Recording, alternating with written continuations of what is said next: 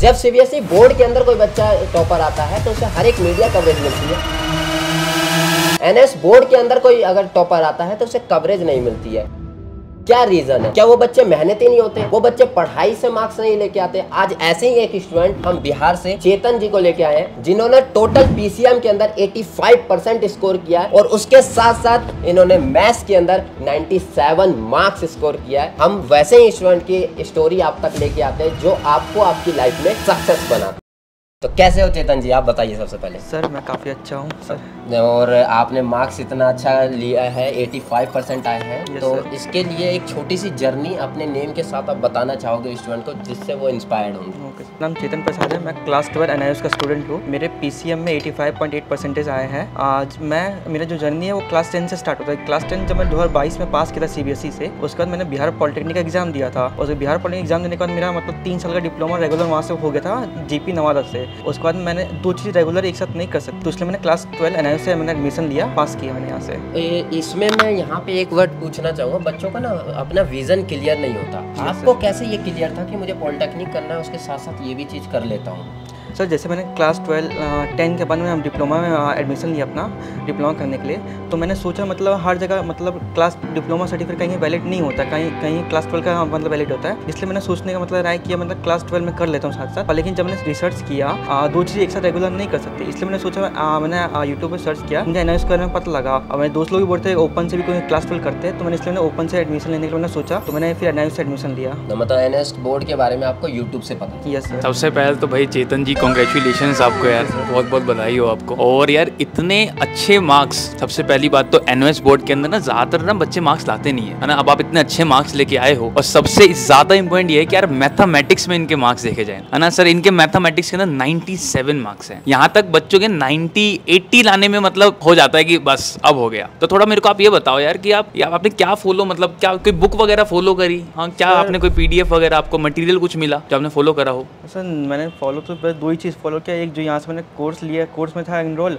लक्ष्य batch follow किया पूरा। अच्छा, लक्ष्य बैच जो उसमें जो सर पढ़ाते थे लाइव में रिकॉर्ड जो था मेरे पास, वही से फॉलो करता था, उसका स्टडी मटेरियल। और सेकंड में मेरा जो मैंने फॉलो किया ना, उसका मतलब जो बुक था मेरे पास, फिजिकल बुक नहीं था मेरे पास, उसका मतलब सॉफ्ट कॉपी था। मैं सॉफ्ट कॉपी से मैंने अपना सब कुछ मैंने कवर किया वहाँ से मैंने। अच्छा, एक जो कि मतलब जो एनओएस ऑथराइज्ड जो वेबसाइट है वहाँ से एक बुक आपने डाउनलोड कर ली? यस, वहीं से डाउनलोड करके। अच्छा, एक क्वेश्चन मैं आपसे पूछूंगा, जैसे बच्चों को ना बहुत डाउट रहता है ये कि हम एनओएस बोर्ड से एग्जाम दे रहे हैं है ना, सीबीएसई बोर्ड से होते हुए आए हैं, वहाँ सर हमने एनसीईआरटी पढ़ रहे थे। तो एक बार मुझे ये बता दो, अपने जूनियर्स को ये बता दो कि जो एनसीईआरटी है वो सफिशिएंट है कि एनओएस बोर्ड के लिए भी? यस सर, एनसीईआरटी काफ़ी सफिशिएंट है सर, स्पेशली मैथमेटिक्स के लिए। यस सर, काफ़ी सफिशिएंट है सर। जैसे मतलब एनसीईआरटी मतलब काफ़ी लोग प्रोफेसर मिल के, काफ़ी बड़े बड़े मैथमेटिशियन और जो प्रोफेसर है वो मिल के बनाया है, तो काफ़ी मतलब कुछ फालतू चीज़ तो नहीं बनाया, मतलब कुछ काम का चीज़ तो बनाया है।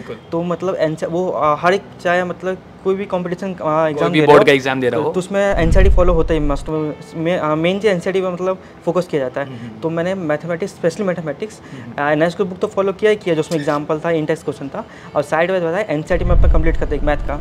एक यहाँ पे क्वेश्चन ये रहेगा कि बच्चों का सबसे बड़ा डाउट एनआईएस में पता है क्या रहता है? कि हमें बुक नहीं मिली है सर। तो आपने इस चीज़ को कैसे टैकल किया? क्योंकि आपके पास भी बुक नहीं आई, तो आप बोल रहे हो कि आपने ऑनलाइन के थ्रू पढ़ा, तो इससे तो स्क्रीन टाइम पे इफेक्ट पड़ता है, इस पे इफेक्ट पड़ता है, तो इससे कैसे आप बचे? और सर ये तो काफ़ी प्रॉब्लम तो है ना इसमें, जो बुक नहीं आया मेरे पास भी, सिर्फ 2 ही सब्जेक्ट का बुक आया था, मैथ और इंग्लिश, वो भी काफ़ी अच्छी कंडीशन में नहीं था। तो मैंने उसको साइड रख के मैंने जो उसका सॉफ्ट कॉपी था उसके वेबसाइट पे, उसी को मैंने डाउनलोड करके मतलब पढ़ते हैं। फिजिकल कॉपी जब उसका फिजिकल फॉर्मेट में नहीं आ रहा तो उसको सॉफ्ट कॉपी में हाँ स्क्रीन टाइम में मतलब असर पड़ता है, मतलब आई पे भी मतलब पड़ता है, तो मतलब लेकिन करना पड़ेगा, मतलब नंबर लाना कुछ भी करना तो। अरे स्क्रीन टाइम से ना, जैसे आपको पता ही है सोशल मीडिया वगैरह चल रहा है आजकल बहुत कुछ है ना, तो आप कितना यूज़ करते थे सोशल मीडिया पेपर के टाइम पे भी? सर जैसे मेरे कॉलेज में डिप्लोमा कॉलेज, उसको हटा के सर, जैसे यहाँ टाइम मैं सोशल मीडिया में हूँ, मतलब सब में मेरा अकाउंट बना हुआ है, लेकिन मैं उतना मेनली मैं यूट्यूब यूज़ करता हूँ, उसके अलावा कुछ मतलब बहुत कम ना के बराबर। और यूट्यूब पे भी क्या मतलब जो शॉर्ट चल रही हैं आजकल वो सब? नहीं, शॉर्ट्स नहीं, मतलब लॉन्ग फॉर्म वीडियो में, जैसे मतलब आपका ही जैसे मतलब अच्छा एनआईएस का कुछ हो गया मतलब इंपॉर्टेंस, या कोई जैसे कि मुझे आगे क्या करना है लाइफ में, उसका मतलब कहीं मतलब एडमिशन लेना है कहीं कॉलेज में, उसके मतलब एग्जाम के बारे में, प्रिपरेशन के बारे में, वो सब दिखता रहता है। और खासकर मैं जियो पॉलिटिक्स ये सब वो सब देखता था मैंने यूट्यूब पे। तो आपने ऐसे बताया कि 10th क्लास में सीबीएसई बोर्ड से करा? Yes sir. तो तभी आपने सोच लिया था कि यार मेरे को ना इस लाइन में जाना है, तो अब उस टाइम पे आपका क्या था, एक एक थॉट प्रोसेस क्या था आपका? क्या पहले से ही आपने एक रोड मैप बना लिया था अपने मन के अंदर कि मुझे ऐसा कैसा करना है? नहीं सर, ये कंफर्म तो नहीं था। मैंने जैसे मैं 12 में डिप्लोमा 10 के बाद डिप्लोमा करना आया, तो डिप्लोमा कर रहा था, तो मैंने सोचा था मतलब जे मेंस का एग्ज़ाम देने के लिए। बाद में मुझे पता लगा डिप्लोमा वाले को मतलब अगर उसको NIT भी चाहिए होगा, जे मेंस के बेसिस पे नहीं मिलता, उसको जे एडवांस देना ही पड़ेगा तब भी। तो इसलिए मैंने सोचा मतलब कहीं और दो चीज़ रेगुलर नहीं कर सकते।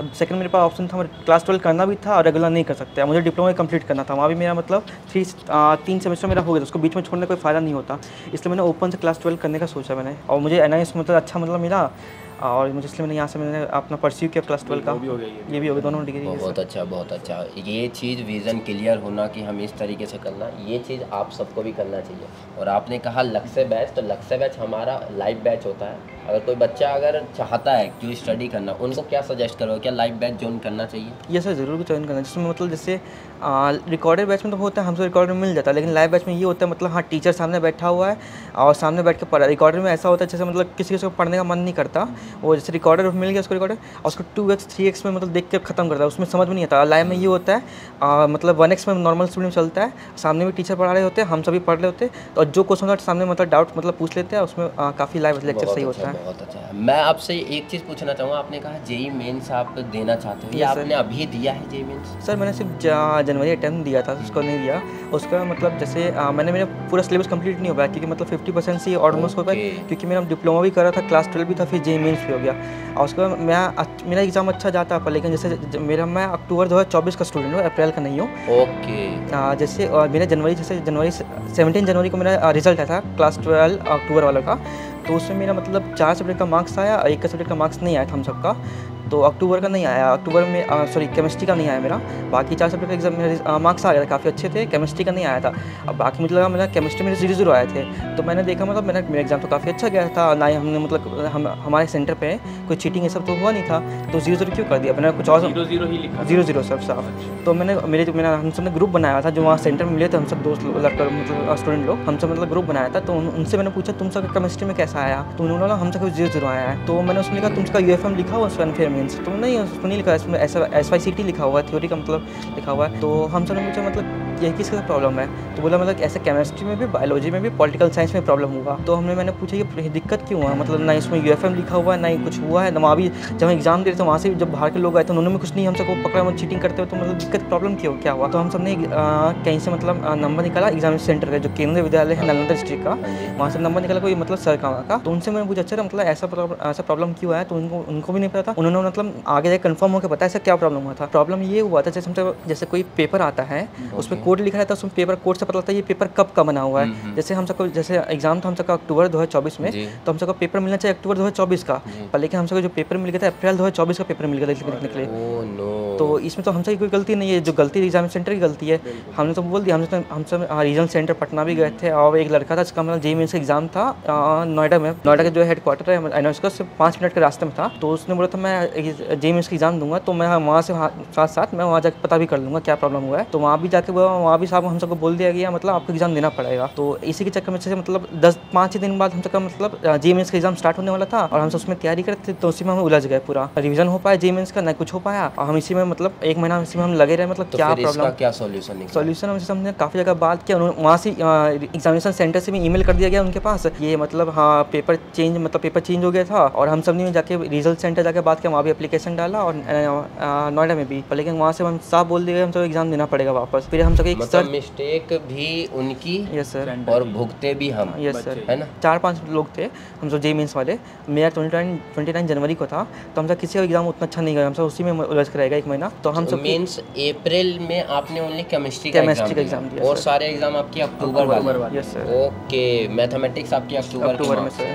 बहुत अच्छा यार, बहुत अच्छा। एंड ये चीज़, चलो मैं आपसे एक चीज़ पूछना चाहूँगा, यहाँ पे आपने एक चीज़ बोला है, यहाँ पे बच्चों का और टीचर्स का सभी का एक मिथ है, या क्या कह सकते हो, वो चीज़ आप ही यहाँ क्लियर करोगे कि बोलते हैं बच्चे कि NS में मार्क्स आए हैं, चीटिंग करके आए होंगे। Yes, और आपके मार्क्स पे भी बच्चे ये बात उठा सकते हैं कि Yes, मार्क्स से चीटिंग से तो नहीं है। Yes, तो sir. उन्हें क्या क्लेरिफिकेशन देना चाहोगे, या आपके सेंटर पे क्या चीटिंग हो रहा था, ये आपने देखा? और सर जैसे मेरा पहले जो टूरल सेंटर था केंद्रीय विद्यालय नालंदा में था नॉर्थ में, तो वहाँ काफ़ी हार्ड था, मतलब वहाँ के जो प्रिंसिपल से टीचर थे काफ़ी हार्ड किए हुए थे। चीटिंग नहीं, अगर कोई चीटिंग करते हुए पकड़ा गया, मतलब इधर पूछते हुए, उन सबको मतलब सिर्फ वार्निंग करते, वहाँ पेपर कुछ ऐसा छीन नहीं रहते, वार्निंग मतलब किसी का फ्यूचर खराब नहीं करते, बस वार्निंग करके छोड़ देते। उस पर स्पेशली उस पर नजर रखा जाता था, मतलब पूरा एग्जाम टाइम में 3 घंटे एग्जाम टाइम था, पूरा काफ़ी नजर रखा था। ऐसे कुछ हुआ नहीं। और उसके बाद जैसे ये प्रॉब्लम हुआ था पेपर वाला, इस वजह से अप्रैल में हमसे एग्जाम सेंटर चेंज कर दिया।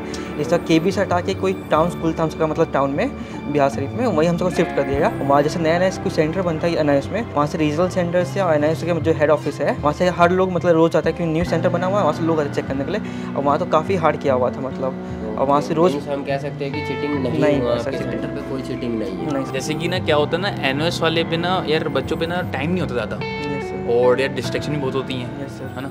तो सबसे पहले ये बताओ, आपने जो लास्ट मोमेंट पे टाइम होता है Yes, उसमें sir. रिवीजन करना होता है, यस सर, और स्पेशली अगर मैथमेटिक्स देखा जाए तो बहुत वास्ट सिलेबस है, यस सर, बहुत बड़ा सिलेबस है, बहुत सारे चैप्टर्स होते हैं, Yes, sir. समझना भी है, कैलकुलेशन भी करनी है।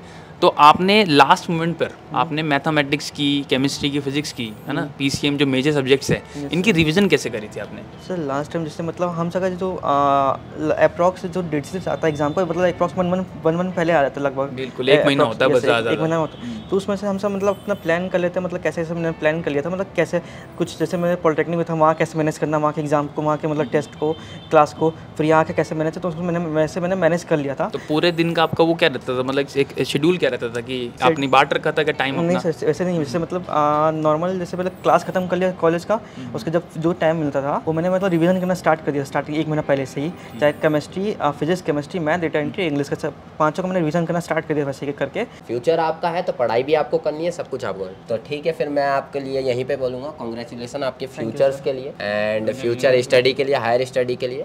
आज की ये इंटरव्यू को मैं यहीं पे ख़त्म करूँगा। आज जो चेतन जी की इंस्पायरिंग स्टोरी थी वो आपके लिए कितनी इंस्पायर्ड रही वो नीचे कमेंट बॉक्स के अंदर बताना, और आप सभी नेक्स्ट ऐसे ही वीडियो चाहते हो तो ज़रूर बताना। ये स्टोरी बंद नहीं होगी, और ये सक्सेस स्टोरी का हमने रेवोल्यूशन चलाया है, तो इस चैनल पे आपको तो अब ये यहाँ पे आते रहेगा और मिलते रहेंगे। तो मिलते हैं हम नेक्स्ट ऐसे ही ज़बरदस्त इंटरव्यू के साथ। जब तक के लिए बने रहे हमारे इस टीम MBS फाउंडेशन के साथ।